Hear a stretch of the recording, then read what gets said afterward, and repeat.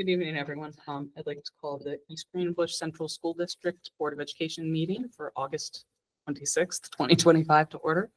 I think we are all present except for Jesse and Samantha. And ready? Pledge.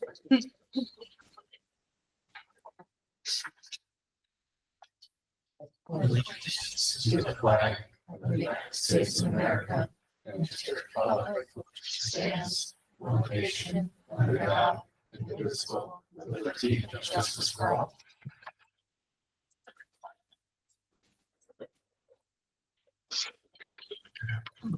Okay.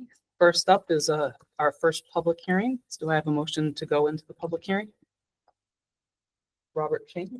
A second. Kathy. All in favor?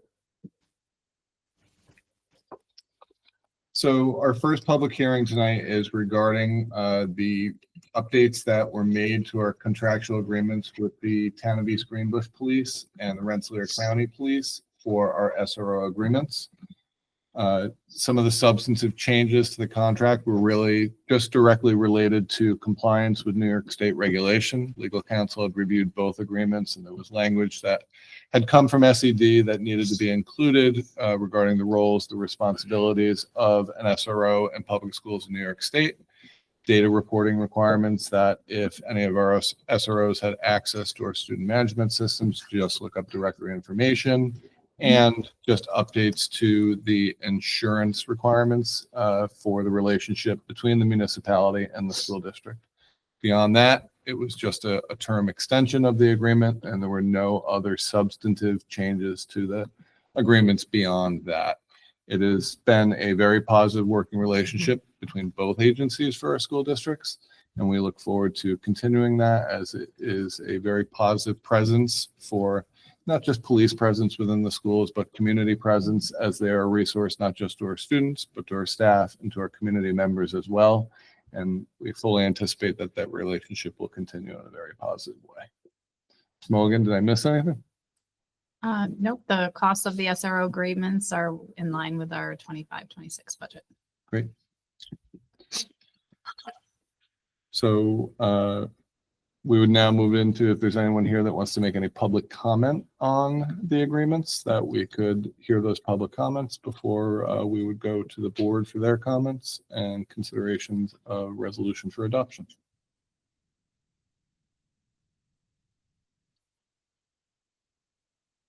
Okay, I think you can move the resolution then. All right. So just a motion to approve the agreement. All right. Do I have a motion to approve? Rob P. Second. Cindy. All those in favor? Everyone? All right. So a motion to close public hearing number 1. Mike, I'll second. Kathy, all those in favor? And calling public hearing number 2, a motion to Rob P. Second. Rob M. All those in favor? Great. So our second public hearing this evening is regarding the annual approval of the state required safety plan. We opened the public comment period approximately 35 to 40 days ago at an earlier meeting this summer. In doing so, we allowed for community members to submit public comments via email. We did receive 5 different emails. I'll just review in context what they were. First one was just a generalized thank you, believe it or not, for the work that our staff and our teachers do for our ongoing commitment to safety. And while it was very nice to hear, there's no action really required to update the plan based on that. The next is in regards to timing of training. While we cannot require staff to come back prior to the opening of the school year, there is a request for the staff, for the district to consider trying to train earlier, perhaps looking at 30 days before, even any time before that. One piece I would say is Mr. Tooker and all of our leadership team are excellent at ongoing reminders throughout the year.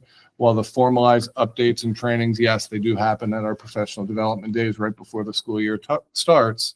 We also know that our building level principals, they do regular checks in the building, they do safety checks, they have building level safety teams. We also have annual safety meetings that happen throughout the school year as well. So that training, while not really scripted out beyond in the plan, beyond the requirement, there are many other things that happen throughout the year. The next question, comment was really regarding cell phones. Obviously, as we know, we're moving into the first year of distraction-free learning. The question is regarding, especially in the high school, what will happen in the event of a true emergency. And I know that the high school staff, at the direction of Mr. Harkin, has been working very closely to ensure that they have protocols in place to be able to open the Yonder pouches in the event of an emergency, so that if there's a true issue in the building, that students will still have access to those phones. While that is not embedded within the safety plan, there is a procedure that is in place within distraction-free learning to be able to address this. The next comment was regarding for our substitute teachers, and the question was whether could the district consider swipe access for substitute teachers to be able to have access to get into the building. This is somewhat more of a complex issue because our subs are not necessarily here every single day. It's not something we've considered in the past. I hate to say it, but the badges, the ID badges, are expensive. And if we started to hand them out to every sub that perhaps is only here once, twice, 3 times in a year, is there really truly a benefit to them having it? It's something I think we could contemplate further, but I don't know that this needs to necessitate any changes to the safety plan. And the final comment was from a community member who is a parent of a former graduate that works within the safety industry and is offering their services in terms of related training that I'll hand off to Mr. Tooker and to all of our principals. So if there is value to allowing this person to come in and partner with our principals, that they would have this as a resource to be able to do so. Beyond that, the language, just to dovetail public hearing number 1 into public hearing number 2 for our SROs, is still embedded within the safety plan. There were some updates in terms of cardiac management, some of the new requirements that have come down from state law within the safety plan. And after review, not only with legal counsel, with Mr. Tooker, with the central office team here, we believe that we are fully in compliance with where the district safety plan needs to be, not only to address all mandates, but it's localized enough too to be able to meet the needs of our buildings, to be able to meet the needs of our community, so that in the event of a true emergency, we are prepared to react appropriately. So the same, we are now at a point where we could open for any further public comment of anyone's here before we move into board member comments or questions, and then to consideration of resolution.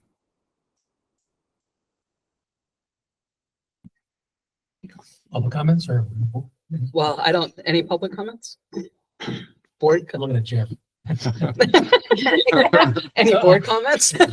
So you brought the question of badges, just popped in my mind about, do retirees retain their badges? If they're appointed as per diem or regular substitutes, I know a lot of our retired teachers come back. Somebody asked Mr. I don't Mahar know a if question. that's something that we've considered before. If you don't know, it's fine. Just something. You took mine. Mr. Simons is reappointed, so he probably has his back again. New badge. But they gave me back one when I came Okay, back. so they reissued maybe? Okay, curious. With the access levels for retirees, because they do work a lot. And it'll be a convenience factor for folks. There's 2 things. The ID is a picture, but the badge that has the microchip can be repurposed and assigned to a different school, different person, different. So they just reuse them.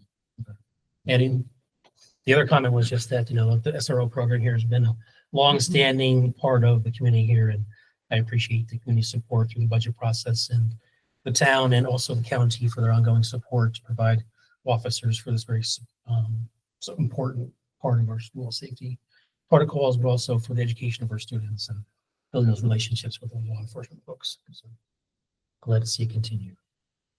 That's it. Anyone else?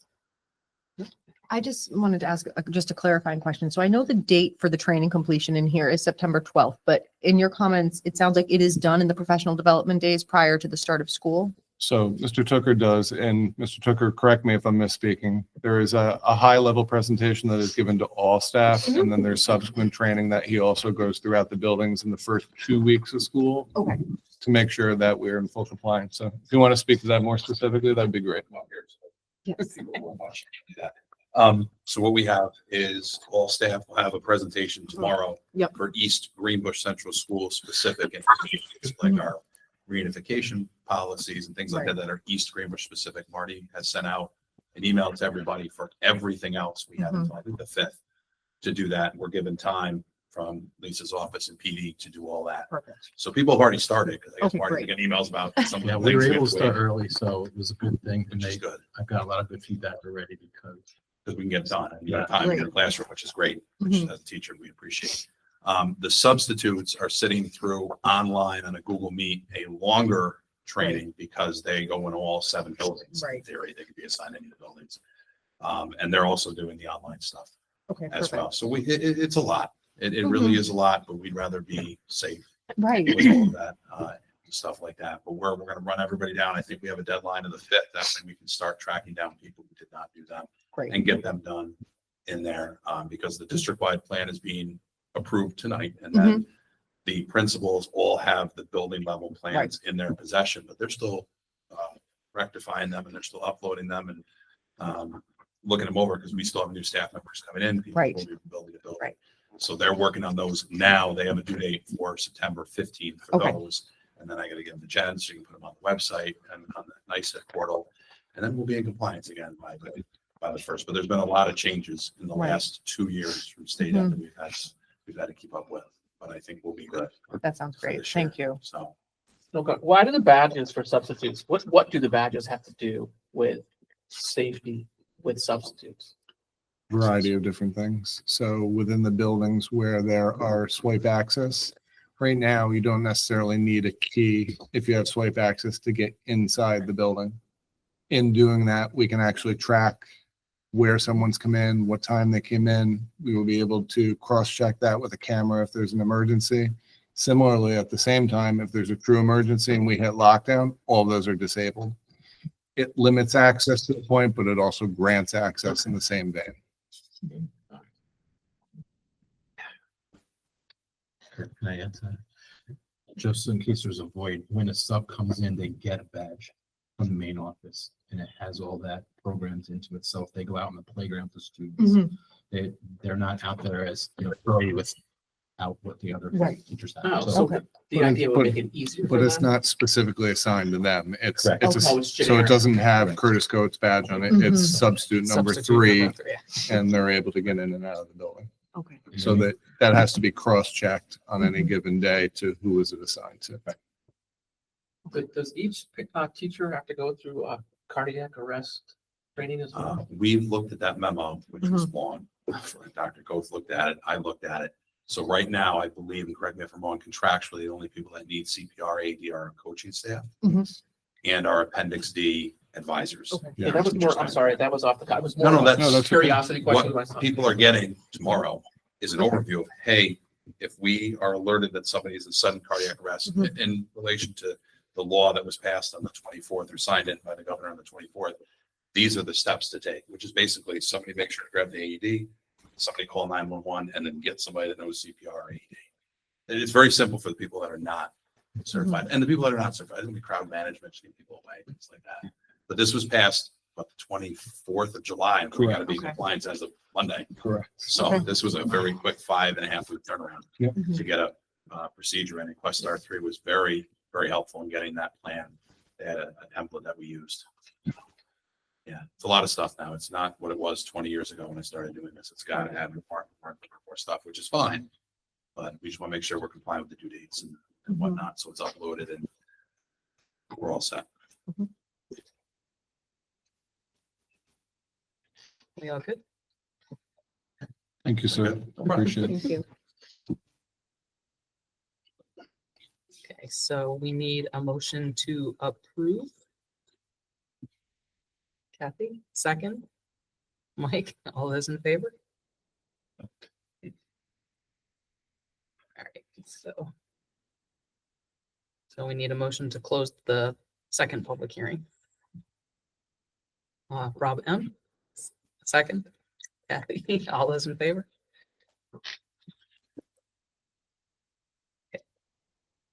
All right, motion to call the regular meeting to order. Kathy, second, Rob P. All those in favor? Okay. All right, moving on to the draft minutes. So I believe we had a couple absences. It's Yeah, I not- wasn't sure. Yeah. Hold on. Not showing. No, it didn't kick me out. I don't think Jesse was here. Yeah, Jesse, Mike, and I think we were missing one other. Sam. Sam, that's right, Everybody's okay. here. So, any questions or comments or changes? Okay, so motion to approve. Kathy, second. Cindy, all those in favor? All those abstaining? Mike. Okay, so moving into the board forums, we'll start with Kathy. I just want to say that I am excited for the start of school. It'll be great to get things going again. I know my children don't necessarily share my sentiments, but it's always fun and exciting, and it's an opportunity. I wish my children saw it as that opportunity to make some new friends and learn something new.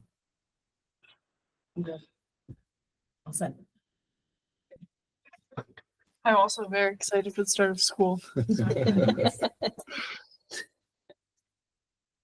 Me, just hope everyone had a great summer. Again, to echo what Kathy said about welcoming everyone back. Staff tomorrow and Thursday, students Tuesday. Tuesday. Yeah, so enjoy Labor Day weekend too then. Okay, comes quick. Thank you. Okay. Someone said this. Okay, just looking forward to having everyone back. Okay, public forum.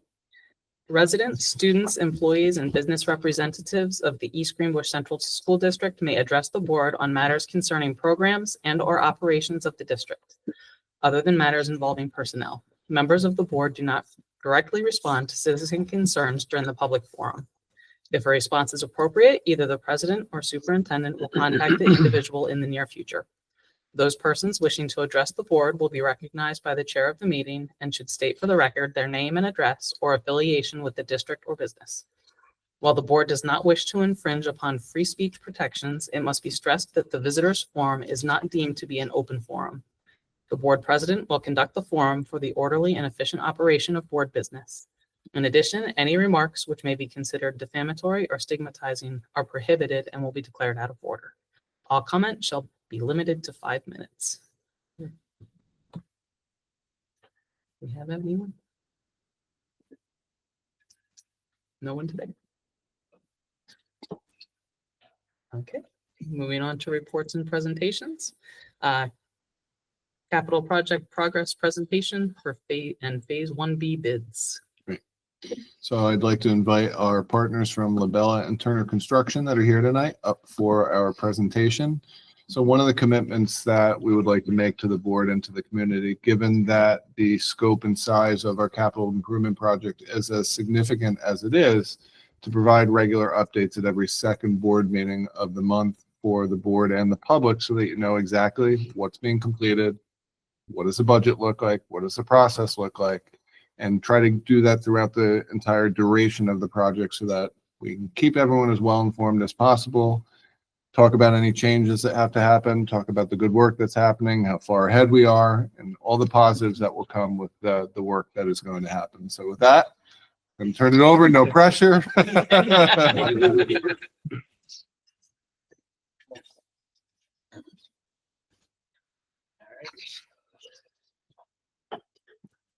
Good evening, everybody.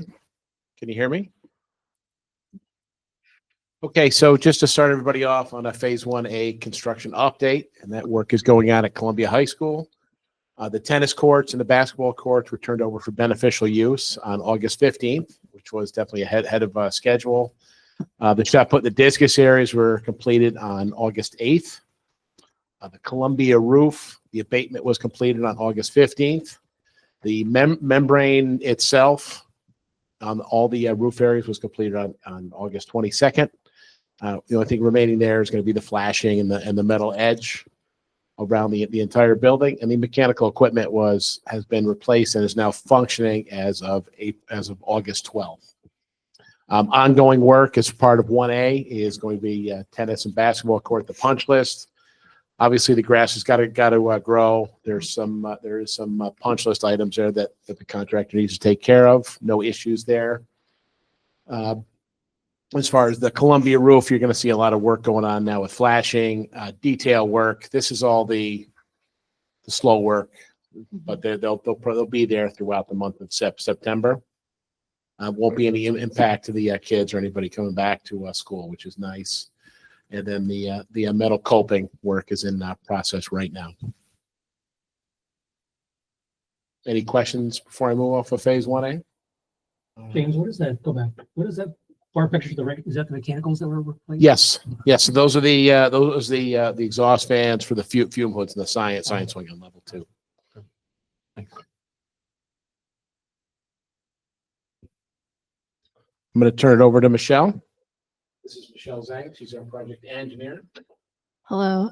So I'm just going to give a brief summary about the change orders that happened for phase 1A, executed through July 31st. So we had 3 change orders. The first one was to add those windscreens that you see on the tennis courts, adding a few extra drainage because we were seeing some existing issues with the drainage over at the basketball court. And then also changing the basketball hoop from a white powder to a acrylic finish, basically. So that was the first change order that you see up to 29,000, which included all of those items. So that's why the big number. Second one was to install an asphalt pad and a small little walkway to the pad for the tennis shed. That just wasn't shown in the drawings, but was an ad that we want to put in there. So that was about $2,000. And then the last change order was the prep work for the asphalt overlay that you saw on the main drive. Just the prep work for all of that we couldn't cover in the allowance. So that was $12,000. So altogether, roughly about $43,000 in change orders executed through July 31st, which is well under where we had allocated for change orders for phase 1A. Next.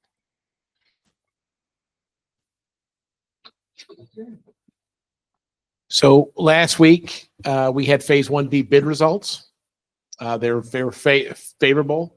So we had it broken out into 2 packages. So the first one was going to be 03, which is for the site contractor. And their responsibility was to construct the new turf field, the 6-lane track, the baseball field, the multi-turf field, the pickleball courts, and everything associated with that.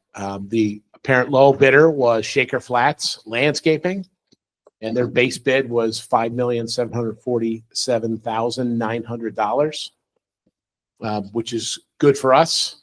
They have a lot of experience with this kind of work, so that's really great for the district. The next package was the electrical contractor, which was bid package 04.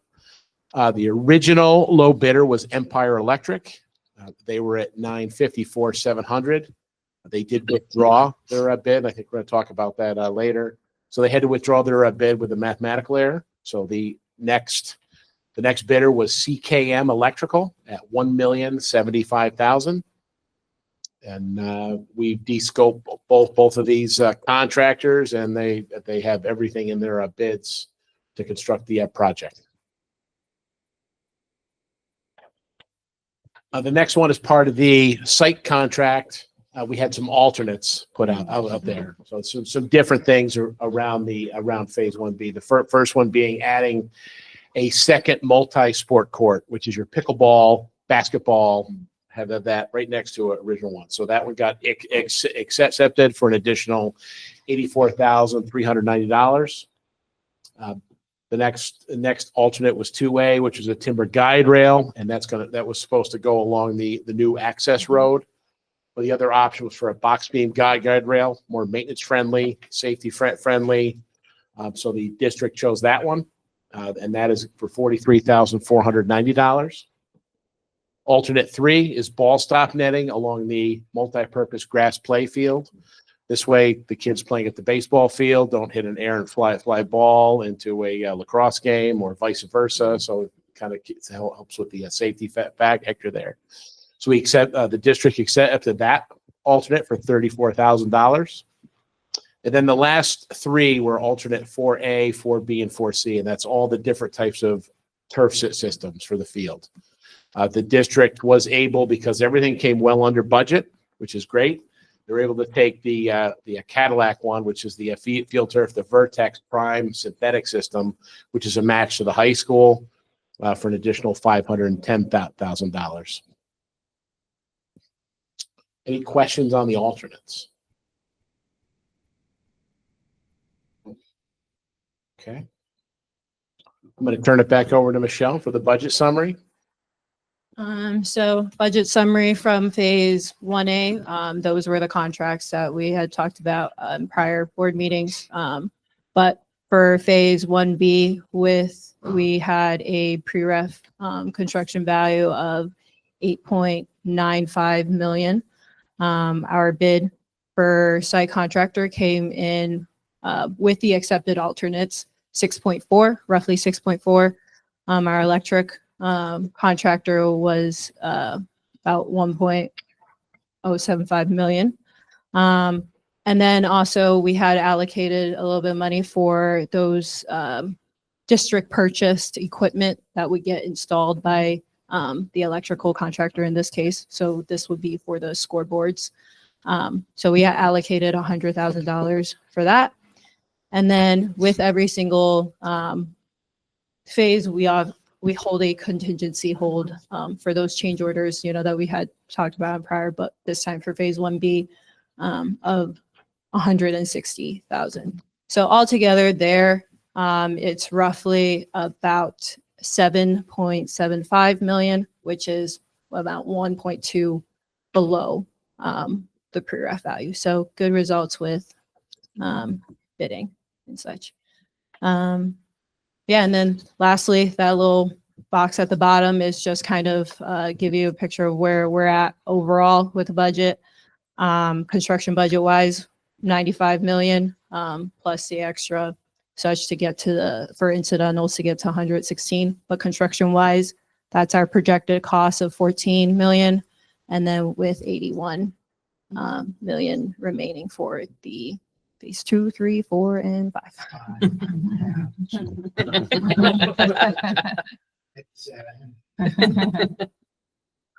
All right, so for the part where we are right now, first of all, we have a few new phase. So my name is Pasquale Marchese. I'm with Labella. I'm here with Devin, together with Turner. We have a long-lasting relationship. We've been working for 20 years together. So I think we create pretty good chemistry, and you can see how the work that. So this image here, it's a snapshot of the current design / construction schedule. So you will see the phase 1A. We start construction April 2025.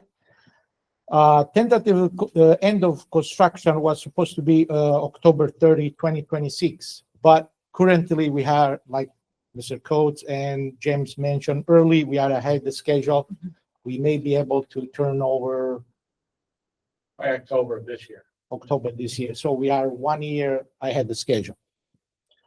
Phase 1B, we just did the result. So we will start construction probably next week, assuming this one may be maybe 2 weeks. Probably a couple weeks out. A couple of weeks now. Once the letter of recommendation comes, you will see our letter of recommendation. Then the district will issue a letter of intent or notice to proceed. Mm-hmm. So the contractor can start to prepare their insurance and their bond, because they cannot put a cannot be on site until the insurance list is executed. So that's one phase 1B, and currently we're looking to complete December 2026. We will see how we're going. There's a lot of site work that obviously cannot be done during the winter time. We will try to do as much prep possible and try to work through the winter. Next in line is phase 2. That is being already approved by SCD, and we currently looking to be the October, November, right? Early November. Early November. Advertise for a bidding and then accept bids early December before the holidays. Right. So again, we are ahead of the schedule because at the beginning, when we put the schedule together, there were 7 months for SCD review. We got approval in an hour and a half. So fortunately, I was surprised. That's pretty good. So at phase 2, we will go through, Devon will go through what's the scope for phase 2. Then phase 3, we just complete the DD, and our partner attorney, they're looking to do an estimate. Each phase, they will do an estimate, so we double check where we are. And that's where the alternate you saw before they come in place, because we want to make sure we want to construct a project that can be constructed. So now, if we go over budget, then we have to repeat. Without alternate, it will give us the opportunity to, if we have a good number as a base bid, we can get some of the alternate. Then phase 4, there is a big bulk with the Columbia High School, completely full scope of that, and then we will do building and ground and transportation. That's currently we submit schematic design because we want to make sure the Turner had pretty good understanding overall of the scope with all the 116 million. So they can double check once we complete the different phase like DD and CD. And then we have SED plan for phase 4 and 2027. So we are way ahead. Phase 5 include the 3 remaining elementary school, Beltop, DPS, and the Jeanette. This one we have to split also with the phase 5A. Everything comes, Mr. Milligan will go through with the MCA, Maximum cost. max cost allowance. And so we had to split this too. And those also, we submit the SD schematic design to Turner for the estimate, and we are way ahead. And then the Gine, we have less than 900,000. That would be 5A. We have to wait a little bit until the MCA mass cost allowance is going to be recycled. All right. Any question about schedule? Long project. But that's where we are here. So next one, I will give it to Devon. We'll go through some nice picture and some update as far as scope.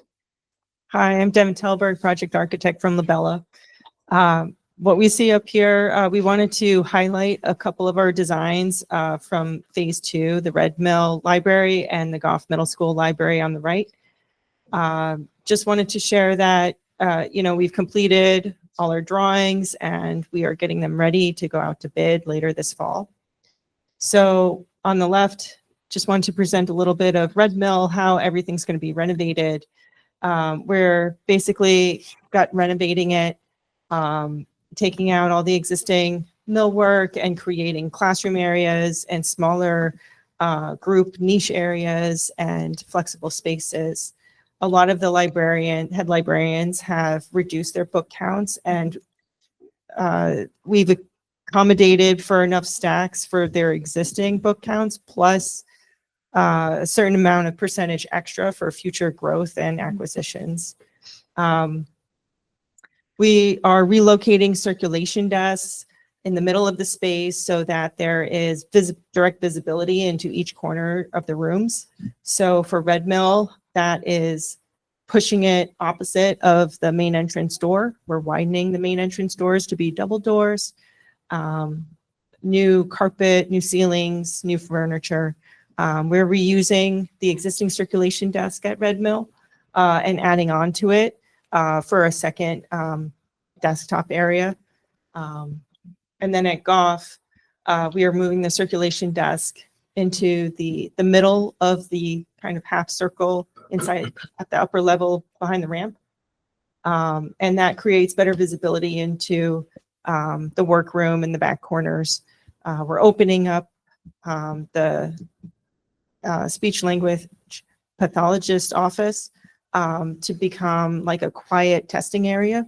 And we are relocating that professional into another part of the building where she has her own direct access to the corridor. And we are also creating classroom space, but it's not pictured there directly when you walk in. Also, small group kind of seating areas, bench areas by the windows, and areas to access the printer to print things for everybody who needs a printer. And that is consistent design throughout all of the library renovations that we're doing, just featuring these two first because these are the first libraries that are going to be updating in the oncoming years. Yeah, as well as for phase 3, we'll be renovating the rest of the scope for Goff Middle School. And that'll include the main entrance addition, renovating the main offices, the locker area, adding a new music classroom, adding some updates to the cafeteria, painting the corridor lockers, and yeah, anything inside the building. So phase 1B, that's going to start right now. That's everything outside the building. Also for phase 3, Green Meadow Elementary, we completed the design development stage as well. So Green Meadow has a new library as well, and other mechanical updates are the main features of those phases. Yeah, phase 4, Columbia High School has more technical updates, as well as building and grounds and transportation center are getting more repair and replacement technical updates. And then phase 5, we've worked through some of the additions for Belltop and Donald P. Sutherland and Janae, trying to figure out some best relocations and enhancement of unused spaces. Yeah, I think that's it. Any questions? How do you do it without I don't, Yeah. it's not criticism. How do you do without disrupting the students during, like, if you're doing the library work? Is it during the school year? James, would you like to answer?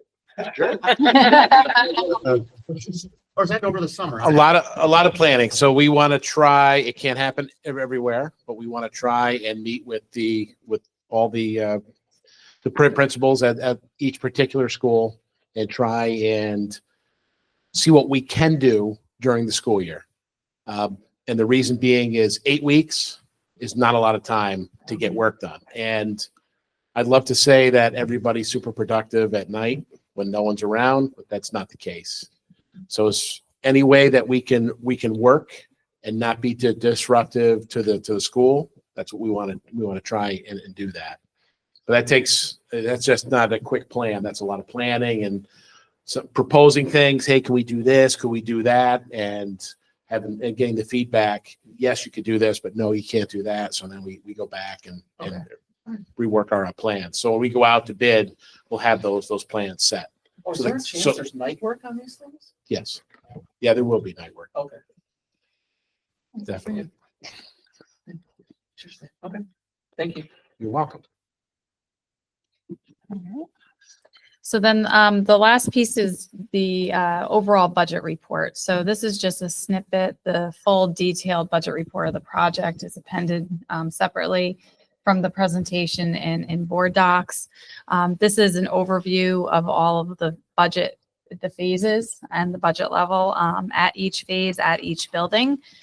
Basically, you can see that our entire project is $116 million. We haven't moved funds between our phases yet. So obviously we've had some savings in phase 1A and anticipated phase 1B. At this point in time, perhaps when those are closed out, there'll be a review to see if there's an opportunity to reallocate that to future phases if need be. So that's why the adjustment column is 0. When you look at the detailed budget report, there are adjustments within the phases based on just how our contracts are being executed. So these are our project to date expenditures through July 31st. So this is from project inception, not on a fiscal year basis. So this is starting right from our pre-referendum costs during the 23-24 fiscal year. We've spent just under $7.1 million. We have committed contracts before the award of phase 1B of $14.4 million with overall $94 million. So this is a complete picture, Michelle. We work very closely together. That previous budget slide was just purely the construction side. This also incorporates all of our incidental costs. And so that's the update. If you're interested in more details or have any questions, there's the full budget report, which is about 8 or 9 pages that's appended to the separately. I have a question. Sure. When you have unencumbered funds, things like that, Mhm. where's that held? How's that held? Is that in cash and invested? Like, how do you? Oh, so basically how we're funding the project is based on the timeline, how the project's being constructed. So we've actually, this past May, we did our initial borrowing, which was basically to cover, actually, let me back up a little bit. The project first was funded with our capital reserve. Right. So that was our initial seed money of $2 million that was appropriated out of capital reserve. That paid for all the initial incidental costs. Then in May, we borrowed approximately $10.1 million to fund phase 1A. And the start of phase 1B. That short-term borrowing will mature in December 2025, just a few months from now. And we'll be working with Turner on the logistics schedule, the project schedule, to anticipate what the cash flow is to get us to December 2026. So we'll be looking at borrowing plans in December 2025 that will cover the remaining of phase 1B and also looking at phase 2. So we have some overlapping phases that are coming up. Gotcha. So it'll become interesting. So so basically we're borrowing as we need the funds. So that $10 million are being invested and those are, we're drawing down as we incur expenses. Awesome. Probably a different time, but when do you get the state funding?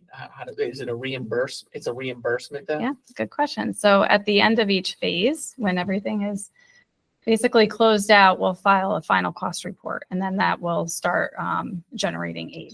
There's some different schedules for that, but basically part of the overall funding of the project built in when that aid would flow based on how the project was phased. Jen, can you give a brief explanation? We talked a little bit earlier about maximum cost allowance, Mhm. what that means and what that means for reimbursement to the Yes. school district. Yeah, so right now the state's building aid ratio is about 72%. So in other words, every dollar we spend, we would get 72 cents on that dollar back in state aid. However, this project was built, we have a lot of site work built into this project, and each building has established a maximum cost allowance. Paz mentioned recycled. So we, as we do projects every 5 years, that maximum cost allowance is regenerated. So for example, if in 1 year we do a project and we spend that maximum cost allowance, we are not able to do any other projects until 5 years has passed. And that is partially how this project was phased, which is why Red Mill and Green Meadow are our initial elementary schools that are happening, and will be the first to get air conditioning because Belltop DPS had projects more recently and they do not have the maximum cost allowance available. You could do it, but you have to pay 100%. That's right. It's not going to be as aid. So Yeah. the project was designed to maximize the aid that we're going to receive. Now we are exceeding the maximum cost allowance on some of our buildings. So the project isn't 100% aidable. It's about 84% aidable, but we still have tax neutrality based on the debt, the existing debt that we have that's falling off, that is being paid down, plus this new debt, and along with the state aid that's coming in along the way. So. Thank you. If you don't want a percentage on and off. Yeah. Yeah, I would say that the amount of work that was done to set up with Mr. Simons when he was here, to set the project in motion and the work you guys did, obviously to prepare this schedule over the course of 6 years. It's really impressive. It is phenomenal. And then to And add then- to that is the fact that they're under, that, that we're saving Yeah, money. that's It's awesome. Amazing. So, That's awesome. Very pleased to hear that. We are early in the process and we But haven't, still- we're not in the walls yet. Off to a great Just start. It's, Yeah, it's a great start. yeah. Very good. Thank you so much. Appreciate it. This is the tennis court. Yes. Oh, David pictures. Yeah. That was funny. oh, that was a great.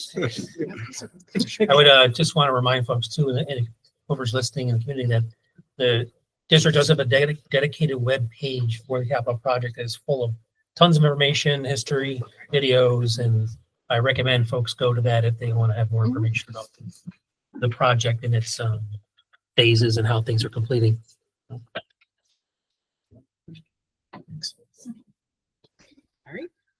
Moving on to discussion items and committees. So during our last meeting, we had introduced the possibility of looking at some reorganization of our committee work. And I had excuse me, I had resent to the board a proposal on how we might consider consolidating some of the work of our committees. I think it is a good time, obviously, to have an open conversation, discussion, dialogue on potential for adopting this, revising this, completely scrapping this and going back to the same format we were in last year. And in doing so, we then, as the administration, can take the committee booklet, we can update the committee booklet, get you a revised copy, and then we can work with Jeannie to start to get committees on the schedule for the school year. So I think it's a good point to pause, to have some conversation and dialogue. We can answer questions, we can address concerns, and see if there's a pathway forward. Side by side, it's easier to compare that way. I just had a question, Dr. Coates, about a couple of things. The technology initiatives, like so there's an additional technology committee that's committees that involve other staff. How does this play into those kinds of things? So if that's under CCS, the new proposal, how does that work, like with Peter's group? Yep. And then also things like Appendix D typically involves like the union. Yep, so there's two, you hit the nail on the head with one of the key pieces. Obviously, we have to be aware of our contractual obligations for committee work. That does not negate the fact that we can put this on as a quarterly meeting or one of the quarterly meetings, still to address our contractual obligations and be definitive in doing that. I don't know that that really requires us to have a whole separate standing committee. You could have definitively other agenda items on for that night, trying to be more conscious of people's calendars, people's schedules, that when we make the commitment to come together to discuss something operational for the school district under that committee work, that we're really mindful of that time, but still addressing our obligations. To go to the second part of the question, technology and curriculum have to work together. Right. One certainly implicates the other unless it's a standalone issue for addressing IT here in district office or something like that. And the hope would be that Peter and Lisa would be able to work together if it's a new software initiative, if it's a hardware question for putting Chromebooks in front of students, that they'd be able to dialogue and look instructionally at what the impact would be and be able to house it again with that thought being under the curriculum. So would then again, just I've mentioned techies for a while, Peter, but you had different folks in that group from the staff that were very interested in technology and initiatives. It's kind of more like that. And then CCS is like a different, just as an example, group of people. Right. How do we reconcile? Yeah. that? So I'm trying Lisa, to just wrap my head around that. so Lisa and I actually had a conversation on that today.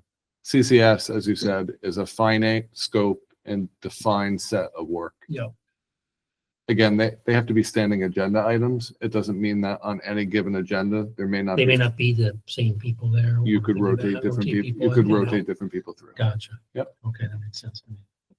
Again, with the thought being, instead of having to come back on 5 different nights, you're going to have a pretty good core group of standing individuals to be there. That doesn't mean that some aren't going to interchange as you go from topic to topic on the committee, Mhm. but you're just being more mindful of people's time rather than bringing back 4 or 5 different topics. Right. Some of the committees too, and I want if other folks have thoughts, please chime in. We're like, I remember when I was on education meetings in the morning, I think Peter's was 4 o'clock in the afternoon and work conflicts are difficult. Has that been considered? Because I think for the board members to participate in committees, the flexibility to be able to do those things is more and more challenging, it seems like. And I appreciate the recognition of people's time. My recollection of when I first started with the board committees were to really engage in learning for the board members, and years ago, they used to report out. And then we kind of consolidated to have the administration report out. I don't want to lose that connection of understanding, because a lot of times it was areas of interest. So for example, technology, education curriculum was kind of my area. Mark Mann, who's here, safety, those kinds of things. But on the side of the board members who have a very specific interest in certain areas to be able to stay involved in those. But I'm willing to see this consolidation, because I do think we have too many committees, or a lot of committees. Too many is not the right word. But to try and see how we can make that work. One concern, the Finance Audit Committee has a lot of stuff in it. And I know they didn't meet as much, but this becomes pretty regular. Jennifer. So there's a lot. I don't want to overwhelm our administrators as well. I think the key word that you hit is flexibility. Obviously, as we attempt to reorganize here, Yep. it has to be flexibility between the board and the staff members that we're calling into these committee meetings. I think Sure. that the point that you talked about in terms of timing of these committee meetings is key. I think it is, well, my personal opinion, I think it's essential that you do have that partnership between the staff and the board, because listen, when you always get things filtered through those sitting at this table, it's not the same as being able to sit down with those individuals that are hands-on and the That's right. practitioners right in the classroom and in Yeah. the learning spaces. Yep. So somewhere in the middle, if we can meet where it works in everyone's schedule, I think we can get there. And I do really think folding in the athletic code of conduct with the existing code of conduct is a good move. I know they were separate at one point. I think there has to be a consistency. We've dealt with some athletic issues in the past, and we have to make sure that we're all kind of in the same. One implicates the other. So, thank you. That's my 2 cents.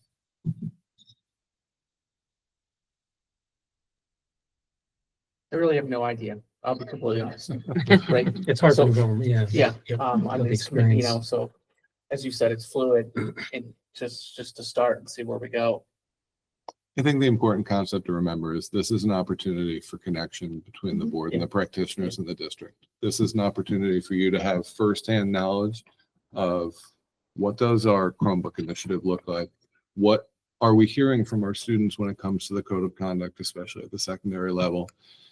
Rather than just being able to sit here and approve resolutions at a board meeting, this gives you a chance that when you come back to the table to discuss those items, to see how your responsibilities, policy, governance, what work can we do here to support what you've seen in those committees? No, speaking from experience, I think this is a good first step to do some consolidation.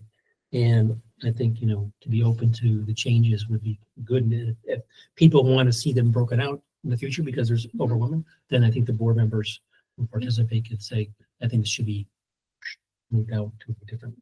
I think it's to streamline it for productivity is really innovative. I like it. I've done all these committees, but they're all separate, right? But Right. to bring us together to think alike and to align, I think it's a great opportunity. I'm curious to see how it'll all work. And several of the committees that are coming together basically under CCS, I served on them often with Lisa and Mr. Simons, and it was many of the same people in the room each time. And there was significant overlap in what we were talking about. So I think to just have one conversation instead of 3 or 4 conversations with some overlap will make a lot of sense, both in terms of, when we're hearing about a summer curriculum writing project, which was a fantastic part of the CCS committee. Cindy was there as a community member, and getting to see the wonderful things our teachers do in the summer is great. But a lot of it was also global education and was also social emotional learning. So I think it just makes sense in terms of time and energy and efficiency to do it all at once. And when you talk about volunteerism too, just like you, many of our teachers, many of our staff members that really give their time to sit on those committees are actually doing that. They're giving their time. Yes. So I'm hopeful too that they will be appreciative of the consolidation. While it may be an extra 30 minutes on a committee or 45 minutes, it's one day instead of 3. Exactly. And would you participate, like for participation, what would we look for since they're consolidating more than 2 board members? Because for me, like, for example, I'll pick on Jennifer, finance and audit, I wouldn't want to go to the corporate. I'm very interested in health insurance, long range, and sometimes the audit stuff. I'm just being honest. But I also could see myself interested in something like the code of conduct more so because I was on the athletic code of conduct. I'd be more interested in kind of being part of that. So I think it may be helpful to have, we used to have like 1 in the alternate, 2 people, may have to be like 3 because there may be different interest levels within those.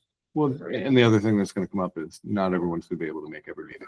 And I think if we do have that volunteerism where people are able to commit to 3, you're going to be well covered, and you're going to perhaps be able to get back to the practice where when we get to the committee portion of the agenda, people will be able to report out in a more meaningful way. Makes sense.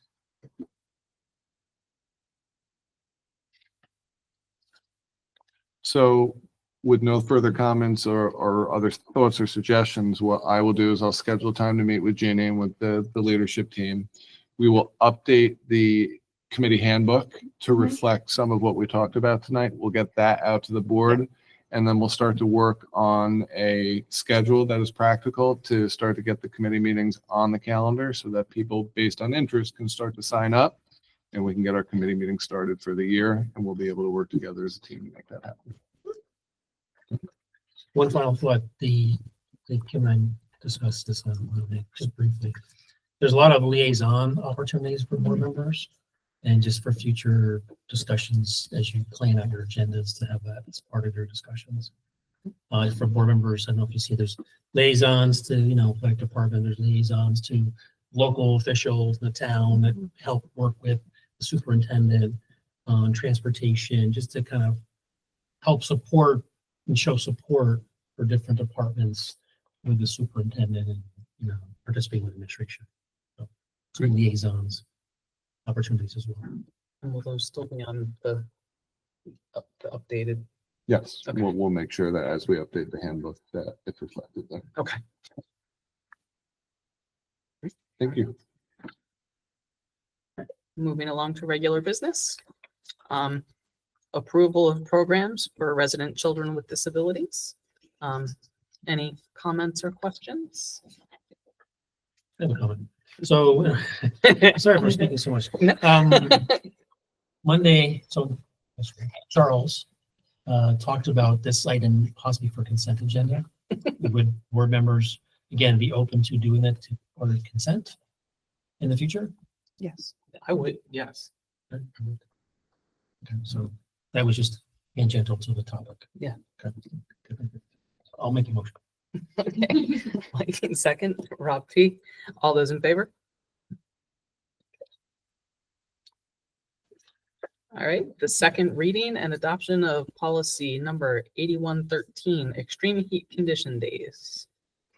So I did ask Mr. Bickle to join us tonight. So this will be your second read and adoption as mandated by the state of New York for adoption of a policy related to classroom temperature. There's been a lot of work that's happened behind the scenes in getting ready for this, and we have to be aware of what the implications are for classrooms. And I asked Mr. Bickle to be here tonight just to give us a summary update of what we've done, what we're ready for, and what we're planning for, and how to address the new mandate. So I'll turn it over to you, Mr. Bickle. Yeah. Excuse me. So basically the new mandate at 82 degrees within a classroom is kind of an action point.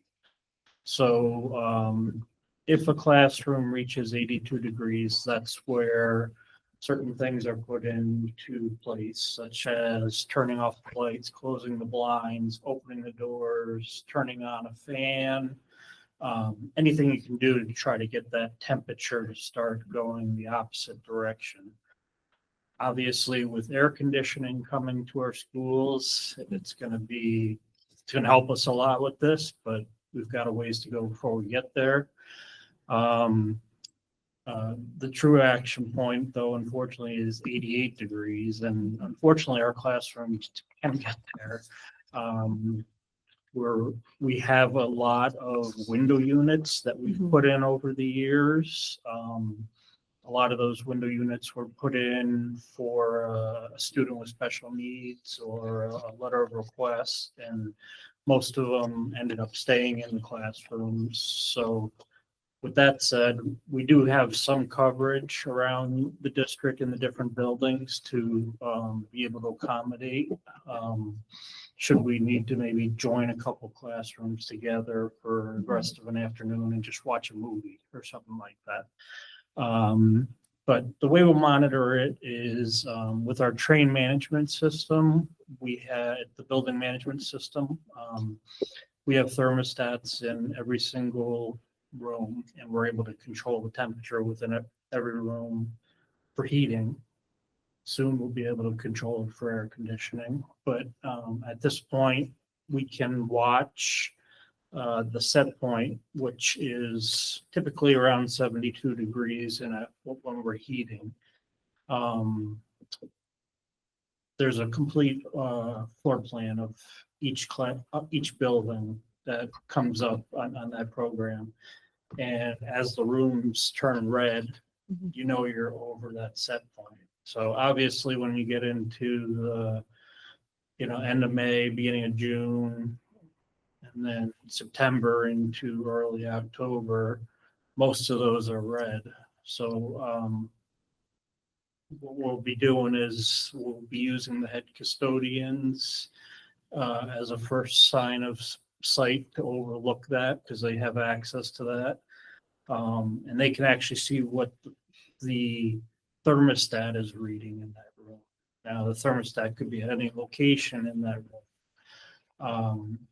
When it actually gets to a point to where it's in the 82 degree range, 81 degree range, then what the state is asking for is for us to actually visit that room. We purchased a couple thermometers, just 3 per school. So basically 1 for the head custodian, 1 for each principal, and then 1 as a spare. They'll be bringing that in, and the means of measurement is they want you to take it from the center of the class, approximately 3 feet above the floor. And that will be the determining point of what happens. So either what I mentioned for 82 degrees or 88 degrees. If we're getting multiple classrooms to 88 degrees and we're not able to keep students comfortable by moving them around to other internal spots that may be cooler in the building, then, at that point, superintendent would have the discretion to possibly release early. But that's where we're at. With the schools with air conditioning, we have Columbia and Goff, which both have air conditioning, so we're in good shape with those. As schools come on board with their own true air conditioning systems, as you saw, Red Mill will be the first. The plan is to take the window units out of those and start to spread those to some of the other buildings. So with Red Mill, once the air conditioner is in place, hopefully by the end of the summer next year, we'll have several window units that'll be able to come out and go into some of the other buildings. And then again, the following summer, Green Meadow will have several window units that'll come out of there after the air conditioner is installed, and we'll be able to install them. So it's kind of, we've got a little bit of a progressive plan there so that we can help try to eliminate the need for getting out of school, for closing school early. But it's really going to come down to, thankful, again, I thank Mr. Simons for really pushing for the air conditioning in the schools. When I first got here, I didn't think it would ever be something that would come to fruition. But Mr. Simons always spoke about how, you know, things are changing, temperature, our climate's changing. It's not gonna go back, you know, so we've got hotter days in these particular months, and we've got to really work around them. You know, similar things like generator systems, which we tried to get into the capital project. That's something I'd like to look at in the future also, being prepared so that certain schools aren't closed during emergencies. But not to get off topic. I hope I answered any questions you may have. If you do have any questions, I'm happy to answer them. Just one minor question. Does each room have a fan? When you're at 82, it says turn on fans on. So every room has an exhaust fan in it, which you don't even know is running right now. It either has an exhaust fan in it or directly outside the hallway door to make air movement, but it's not necessarily enough to cool the room.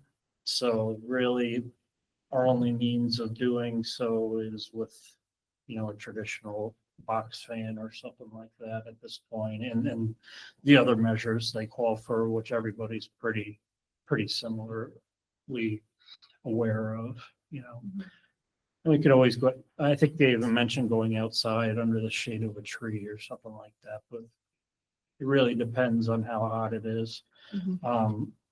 One other thing I'll mention, your Janae Elementary being a 2-level school, the second floor here kind of roasted before most of the other schools, which are single level schools. So we did move ahead and make sure that all the rooms upstairs here have air conditioning, window units for right now. So at least that's in place. And then, like I say, there's sporadic window units throughout the rest of the buildings. Any other questions?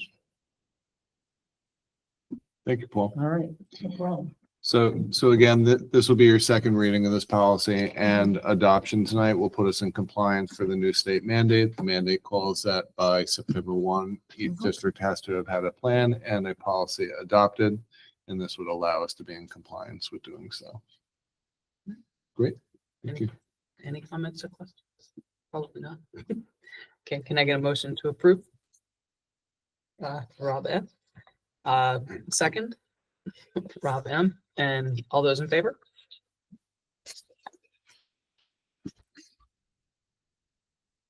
Okay, moving on to Columbia High School driver education proposal for fall of 2025.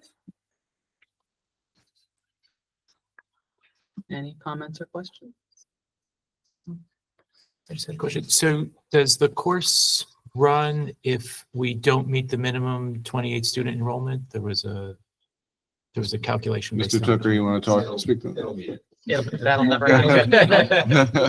Receiving it, we'll have no Okay. problem.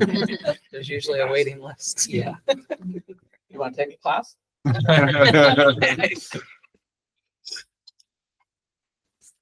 Any other questions? Okay, can I get a motion to approve? Rob P, second, Rob M, and all those in favor?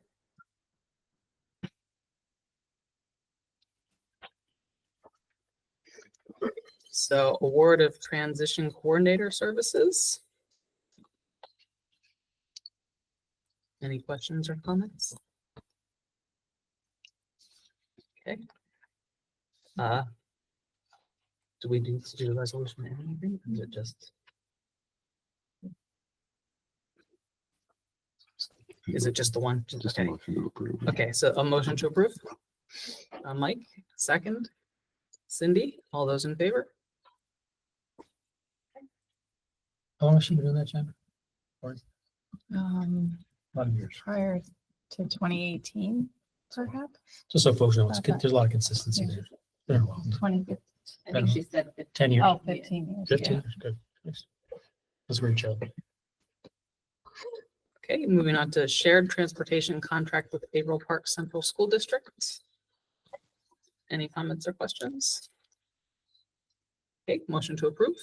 Rob P, second. Cindy, all those in favor?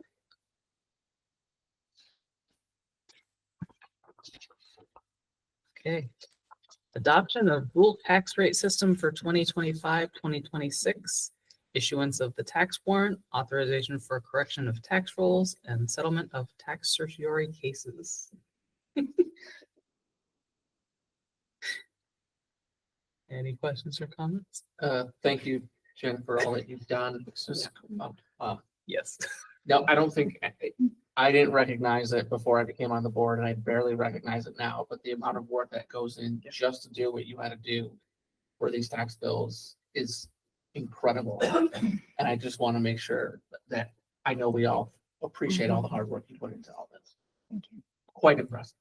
So thank you.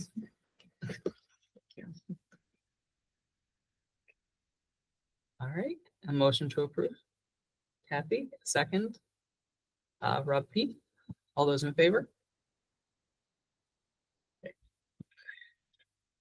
All right, moving on, authorization for bid withdrawal of low bidder and award of electrical bid regarding the Goff Athletic Fields and elevator, and award of site work bid for Goff Athletic Fields and elevator upgrade. So do we do this in 3 steps? Could I ask just Turner and Labella just to give us a quick summary, just so everyone's on the same page on the bids, if that's okay? Would you mind, James? Just so everyone, yeah, this is typically this is a little bit cleaner, but we had one withdrawal, so I just want James to be able to just give you an update so you know exactly what you're voting on for this project.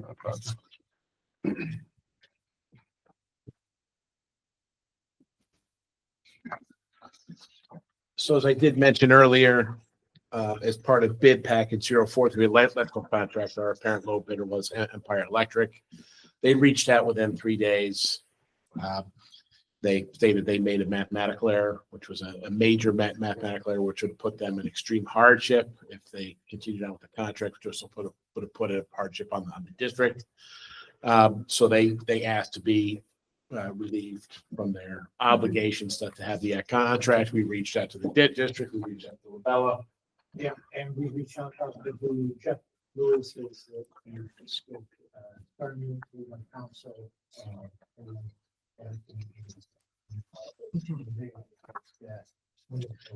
And just know there is a legal, it's legally permissible for us to exercise a bond to bind them to the bid and make them go through the process. It's a costly and timely issue to do that, and there would have been no good that would have come out of it.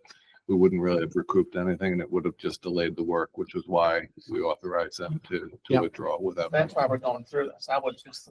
It also sets a bad tone Yes. for future projects. Yes. Can I ask you a question? So it's because we opened it, right? You opened the bid and you Yep. saw them. So if they would have withdrawn it before they opened another bid. Then we we wouldn't have wouldn't opened it. had this model. That's right. So we contacted the second place bidder, asked the same question, is your number, you happy with your number? Then we went through the de-scoping process. So basically we start from, did you have your bonds? All the way through, did you cover everything in your bid and everything? Yes. The site worked a little bit cleaner. Shaker Flats was the apparent low bidder. They said they were fine with their number. Again, we had a de-scoping meeting. We had that with ourselves, with the district, with Labella. We went through our same checklists, our same protocols, make sure everything was good. They had everything in their bid. And at that time, we made the recommendation to the district to accept their bid, move forward. I hope that answered everyone's question. Thank you, sir. Appreciate it. You're welcome. Right, so any other comments or questions? Okay, so first up, we need to authorize the bid withdrawal. So, can I get a motion? All right, Rob P, a second. Rob M, all those in favor?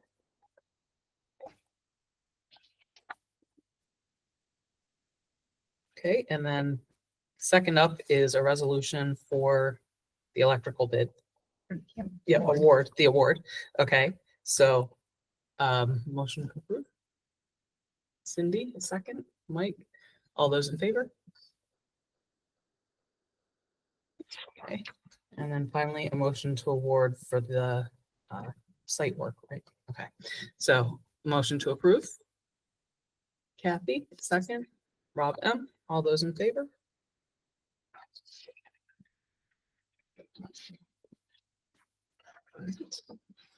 Moving along to committee reports. Mr. Mahar, you're You're up. up first, okay? I'm ready. Thank you. Thank you. You too. You too. Thanks. Thank you so much. You knew you were going to speak, Mr. Mahar. Was it something I said? Okay, thank you, President Turner. Can you hear me okay, Mr. Goodwin? Okay, very good. So for tonight's staffing report, I decided to sort it out by building and by department. So I think for my thought process, it flows nicer. So at Columbia, we, over the summer, were very busy hiring for all buildings, but we have 2 earth science positions. We filled one with a teacher that's experienced from another district.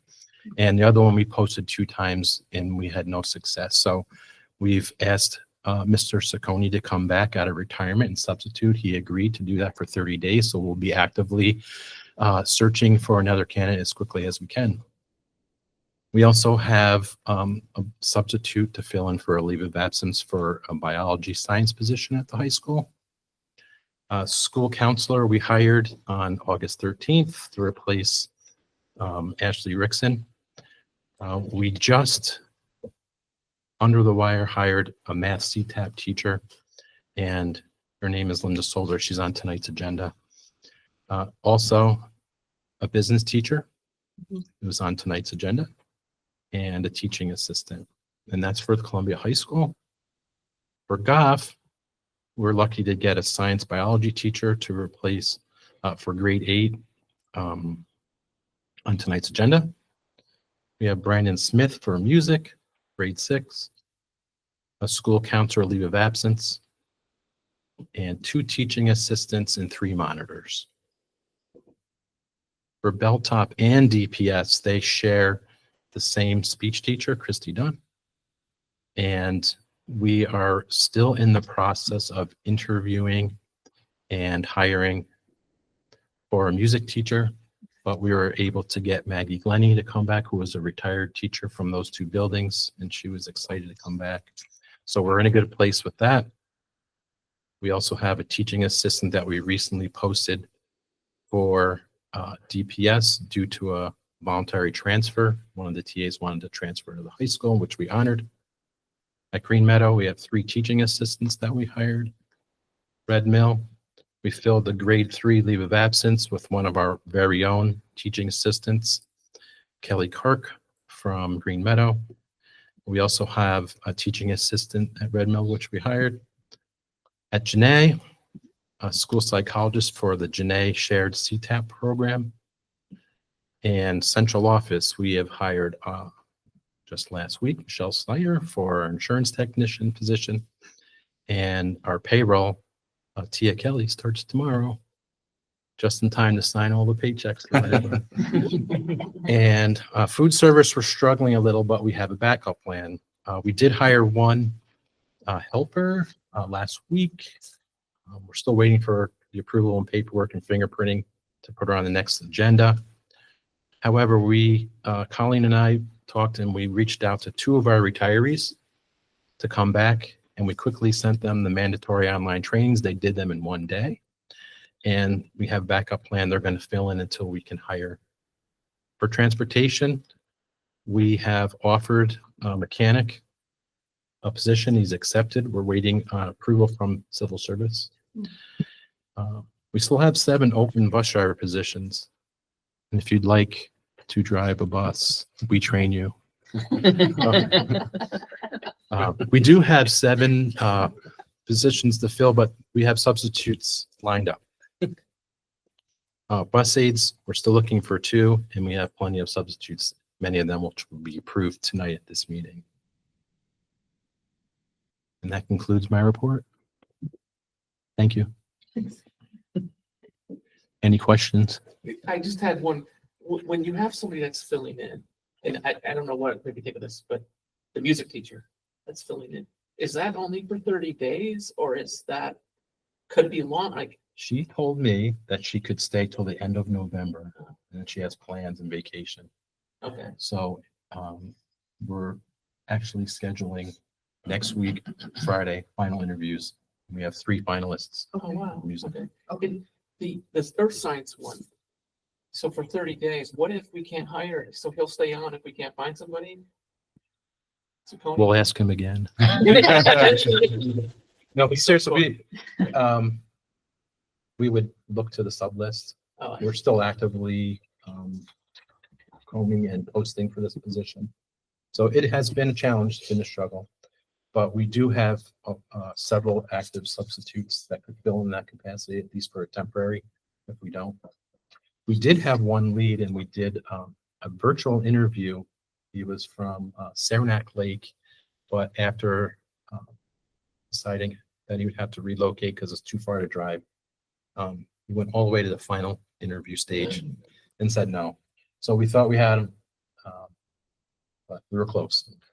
So it's not unheard of. It is a struggle staffing. The resources are dwindling, it seems, over the years, especially since COVID. But we're pressing very quickly. We're on top of things. We're not giving up. We're trying. You hit the nail on the head on 2 issues, actually. Number one, the state is finally taken some recognition of there is really truly a hiring crisis right now, especially in some niche fields, science and math being 2, world language being a 3rd. So it used to be if you were a retiree below a certain age, below 65, you had earnings limitations. You'd said, yes, I'll come back and do a full year. You used to have to apply, as a superintendent, we used to have to apply for a waiver if we knew that I'm not going to find another science teacher this year. I need this person to stay. They've now lifted that restriction and given a waiver for 2 years. Simultaneously, what they're doing is they're working on certification in the background, making it easier to transfer from another state, making it easier if you are a transitional, you have a degree in microbiology and have decided the private workforce is not for you, but I want to transition into public education. All of these things are happening in the background. It hasn't increased the pool of candidates, unfortunately, yet, but at least there's pieces that are going on legislatively that are helping us with the process. Any other questions? Thank you. Thank you, everybody. Next up, Assistant Superintendent for Curriculum and Instruction. Thank you. These are my first 2 official reports. I'll be reading just a little bit off paper. I'll get better as the days go on. So every year we do summer curriculum writing projects, and they're approved in 2 different capacities. We have a committee that we actually ask people to submit, and we approve based on a certain budgeted allocated amount of money. And then through the Curriculum Instruction Office, we also have an allocated amount of money that we have as well for adopted programs, required needs in terms of New York State legislation or mandates. We had 18 projects last year, this past summer, I should say last year, 6 of which were approved through the Curriculum Instruction Office that were mandated ones. I just wanted to let you know, what are some of the criteria that what makes an approved curriculum project? Things like addressing, like I said, New York State mandates, or ESSA federal funding, a law, supporting a Board of Ed goal or our strategic plan and priorities. It must include data to support our need for this project, a K-12 possible adoption to create some consistency in curriculum, addressing a documented need. For example, if we might have a new course proposal, or we have new Regents exams now at the high school, or we have some required New York State science investigations, or for example, new learning standards, next generation, we shifted away from Common Core. And we also have program reviews that we do. So there's recommendations that come out of those. So that's our criteria. And I'm just going to quickly highlight in the 3 areas: elementary, middle, and high school. Some of them, not all of them, but you have that, like I said, there was 18 projects. So we had staff that completed 1,250 hours of work this summer. So pretty impressive at the elementary level. As many of you have heard now, multiple times, we've had two programs that we've adopted, UFly phonics program and Benchmark Advanced. It's an ELA comprehensive program. So the work for curriculum mapping and doing some alignment was critical in those areas. I also wanted to highlight in art, they had a K-5 shared digital elementary art project. So trying to make slide decks and have shared digital resources, pretty impressive. In the middle school, one of ones that I'm really proud of, they've really took the science of reading work that we've been doing, and they created a 6-8 morphology units. So if you're not sure what morphology is, it's looking at words and really dissecting them. So I'll give you an example. If you look at the word preview, there's a prefix, pre, and then there's that base or root word view. So they wrote and they did vertical alignment and horizontal alignment. So I'm very impressed with that. So work around that kind of work, a morphology work. Science of reading, I was really impressed with them. At the high school level, we had some things such as basic geometry and basic algebra. They updated based on the new standards alignment. In biology, they have 3 new required investigations. So they updated their curriculum and they really took a deep dive into those required science investigations for the new regions. And in health, I wanted to highlight that they just updated their current curriculum 912. They have their program review that we're hoping to be bringing to the board this fall. Any questions? All right, you're all cutting me a break. I like that. Thank you. All right, I have a second report for you. So we are bringing forward tonight the professional development plan for the employees of East Greenbush Schools. See that on the board report. So this professional development plan is all inclusive. It really provides CTLE credit hours. I'm not sure if anyone knows what CTLE is, but I just say, in case someone doesn't know, it means continuing teacher and leader education. So really over the past couple of years, CTLE hours have changed. We can no longer give CTLE credit hours for things like faculty meetings. We cannot give these hours towards mandatory trainings. It really has to be around 3 areas: pedagogy, content, and language acquisition with our ENL population. So that really, this plan, we want to make sure it is meeting those CTLE hours for people, but also meeting the needs of those other mandatory, trainings that have to be conducted as well. There's also a mentoring component in there.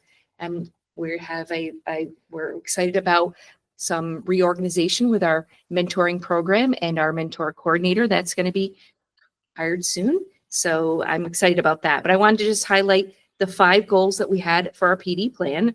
So one goal is to really continue to focus on conducting our program reviews. So every 5 years, we really kind of cycle through the different departments. In this coming year, we'll be focusing on our ENL population for L learners, our guidance, and for related service providers and special ed teachers.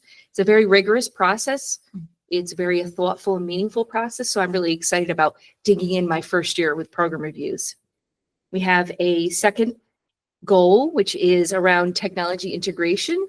So Mr. Goodwin and I have really been talking about AI. I'm not sure you all know how it's coming down. It's here. It's actually probably getting a little bit ahead of all of us. So we want to make sure that we're really addressing, usage with students and with staff. We also have a goal that needs to be revisited. We have an SEL and culturally needs goal for our students. We really want to reorganize the focus, and I knew with the new committee structuring, we'll really be digging in on that. So you'll notice that says TBD. So we will be relooking at that, and we'll let you know where we fall in that area. As always, because we are a school and its safety and security of the environment is very important. So that is of our 4th goal. I just wanted to point out that we have some really amazing things going on, but a lot of them are New York State mandates, such as we're now offering, we're mandated to do a de-escalation training. And that really just means a lot to me as coming from a teacher lens, the power of our words. So we're now requiring that every person in the district this year will get a 22-minute de-escalation video training, and I've actually done the training. So I just want to make sure that we're doing some follow-up with that because I think it's really important. And I know our bus drivers just recently, transportation talked about making sure that we follow up with our bus aides, but it's just all areas. So we'll make sure we do that. We talk more and more about that, but I'll move on to our fifth goal, which is teaching and learning. This is my area for math, reading, and writing. Just continuing, having an adopted program. You can't just say, well, we have an adopted program. Yay, we did some curriculum mapping. But we really have to follow through with our teachers and make sure that they know they're supported. So I think it's important, and we wrote this right into our plan, that we have collaborative conversations. We give people opportunities to go in and observe other teachers. We make sure they know what the expectation is, and we make sure that the administrators know what they need to be doing to follow up and, holding people accountable in a very, I say, gentle way. And we want to continue with that work up right through secondary level. So we will continue with the science of reading work and doing more training with that. And I'm not sure if you heard, but we had the New York State literacy briefs, and now we have New York State numeracy briefs. So math is coming, and we'll start to build awareness, and we'll get ahead of that. And that's in the plan. And that's our professional development plan. It's robust, and I'm excited about it. Thank you. Any questions? Sorry, those questions. So teachers only have so many days of PD time. I don't expect you to know the answer off the top of your head. Mhm. But of what, 3 to 5, I can't remember, but we talked about it yesterday. 3 to 5 days they have for PD. How many hours are state mandated? You mentioned 22 minutes for that one. We talked Right. about the fire safety. Is there enough time for teachers to have the PD hours that you're talking? I mean, these are great goals, Right. great ideas, Yep, but absolutely. how much are we mandating from the state? I do believe it depends on certification, their certification area. For example, myself, I'm grandfathered in, so I'm not required to have any additional. But the newly certified teachers have to, I believe, have 100 hours every 3 years. I will tell you, it's easily attainable. Let me give you some examples beyond just the days. So we have on October 24th, we have a half day. On November 10th, we have a full day PD. We have another half day on February 6th, we have another half day. And then in March, we have March 13th, which is a regional PD day. So if you just take those hours, now we also do opening days. For example, we have a grade level meeting. A lot of those grade level meetings will be content based and pedagogy because we will be reviewing curriculum maps. We'll be doing some training, so they will be able to count that hour. We also do embedded PD throughout. I have a schedule that I'm coordinating with the Questar ELA specialists. So I would have to say in different areas, the embedded PD, there has to be up to 10 hours just within the school year. So there's multiple opportunities. We're doing embedded PD, not just at the elementary level, but we have a book study plan for the middle school. And we also have professional development embedded because the truth is, right, we have to invest in our teachers beyond just those days. We have to say, we're taking you away from the classroom and we're giving you that PD that you need to feel, that I think it's important to invest in that time as well. So, and they always have opportunities. The Frontline has an amazing catalog of opportunities. Questar, they have outside professional development that they can go to. They can go to conferences. So if any teacher ever needs support with that, they can just reach out and we'll make sure that they have what they need in order to stay certified. So I had a question about the de-escalation training. Yes. So it's a 22-minute video. Who produces that? Who does the content for that? That's actually a great question.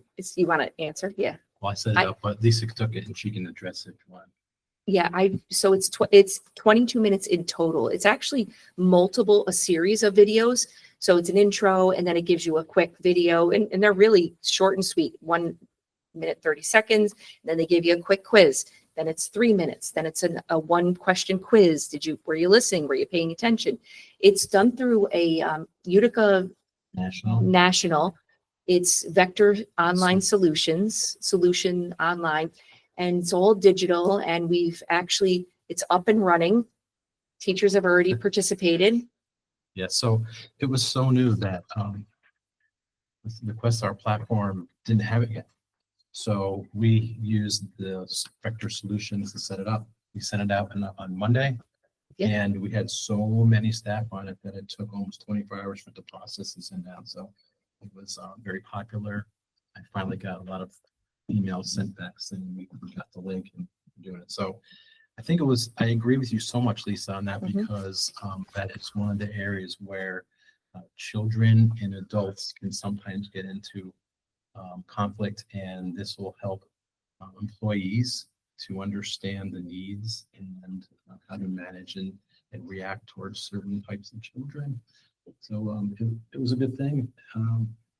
And hopefully next year we'll be on the Questar platform and it will be one seamless training.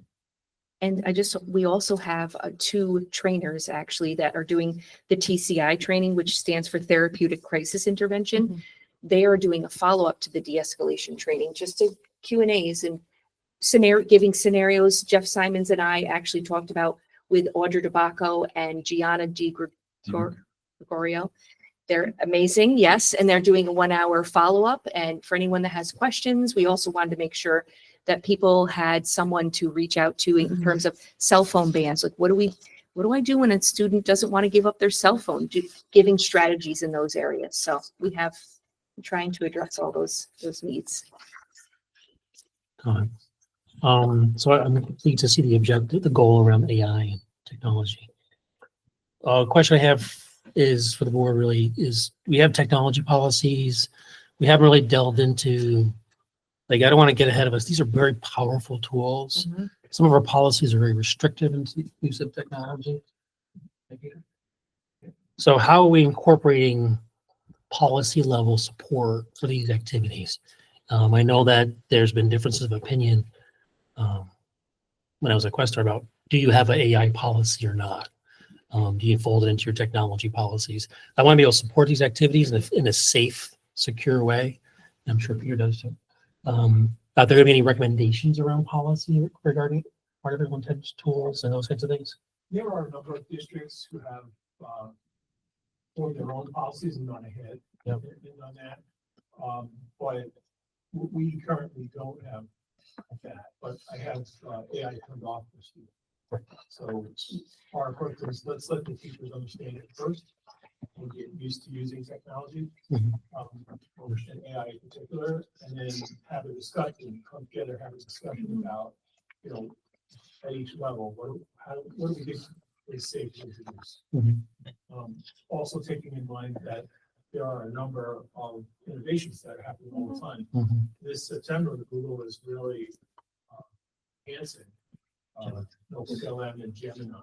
And so there are new opportunities for teachers to use these things with students. So, it's going to take some time to process that, and we really need to have some conversation about how we're going to go about it. But we do not have a policy that covers AI right now. So the board does policy. So I think this has to be somewhat of a backwards design to answer your question. Normally policy informs practice.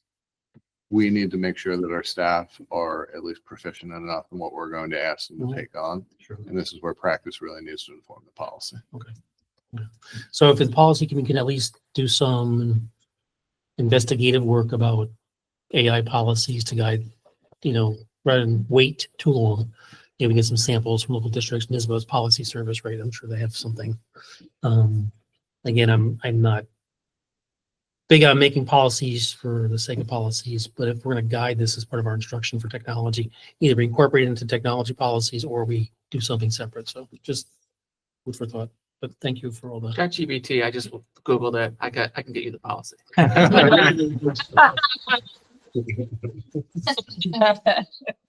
Crazy. That's it. But then which one do you use? There's so many. Yeah. Oh, there are so many. And Google wants in. They want in the education sphere. Thank you, Lisa. Thank you. Moving on. So just very briefly, the board and the administration had an opportunity the last 2 days to come together for retreat. We had the chance for our administrators to share one-on-one firsthand with the board, goals and objectives, things that are going well, things where we have some vision, where we can continue to get stronger. And also, we really explored in many cases the why. I want to expressly thank our board. It was a long commitment on Monday, away from your personal lives, away from your professional lives. But again, the school year starts, we hit our foot on the pedal and we get going, and things get very busy. And to be able to take that time, and one of our administrators said it very well, to just sit and talk and explore topics and ideas. I hope you found the day as valuable as we did. We had some great follow-up today on goal setting. We had a little fun at the same time, but it was a very, very productive 2 days, and I look forward to an opportunity in the future to revisit the process again in a different format, to be able to engage in the good work of looking to the future and how do we continue to make our district even stronger. Great. Thank you. Okay, tabled motions? Don't have any. Old business? Right. Moving on to the consent agenda. Any questions or comments? I just had two comments. One, I wanted to wish the boys and girls cross country team best of luck at the Ocean State Invitational, and thank all the coaches and the chaperones who are facilitating that. And then I was also glad to see this agreement over the mentor coordination coming from higher ed, and been both a mentee and a mentor as in both student and professional capacities. You know, I can attest to just how important this is to pass that knowledge on to one another, to build community. And you know, sharing that kind of knowledge only benefits our students all the more. So very excited to see that. And I guess does that that counts towards the hours Oh, yes, for the absolutely, yeah. CTLE. CTLE, yes, it Yes, does. excellent. Yeah. And we're actually we're interviewing this week. We have 6 interested candidates for the mentor coordinator position. Great. So we're excited. Wonderful. Any other questions or comments? Okay, motion to approve the consent agenda. Kathy, second. Cindy, all those in favor? Okay. No addendums. No new business. Public forum, anybody? Okay, board forum. We'll start on this side. All set, thanks. Nothing. Thank you. I just want to say that yesterday was a great day to hear what all the administrators are doing in the district and learning more about food service, who knew how complicated that was, and all the different things. So to see how everything works, every school is different, but it was very informative. Yeah, same. Actually, just followed up on that. I was really impressed by the shared commitment towards teaching the whole student, regardless of one's area. You know, if it was food service and different cultures in food, if it was about the bus aides helping the student, SEL, the whole student came in places where maybe you didn't expect it, not just in the classroom. And I thought that was really impressive.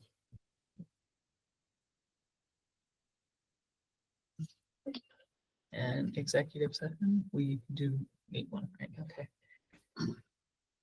And to discuss personnel.